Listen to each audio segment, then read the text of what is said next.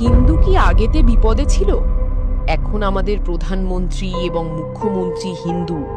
হিন্দু এখন বিপদে পড়েছে, কারণ তোমরা সকলেই তো জানো আমাদের বাংলা বক্স বন্ধ করা হয়েছে। এরা এসিই মাইক বলার ক্যারিয়ার খেয়ে নিয়েছে। তার সাথে যে বন্ধু এবং দাদারা মাইকের ভিডিও করে তাদের জীবনযাপন করত, তাদেরও ক্যারিয়ার খেয়ে নিয়েছে।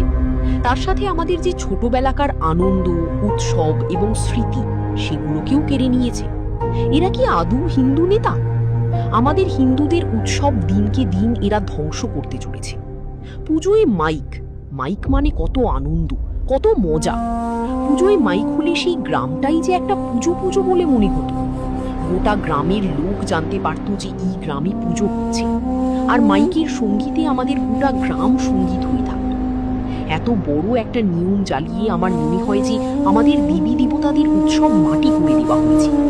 বাকি তোমাদের কেমন কি লেগেছে বা এই বিষয় নিয়ে কি বিচার, কমেন্ট বক্সে অবশ্যই কমেন্ট করে জানাবে।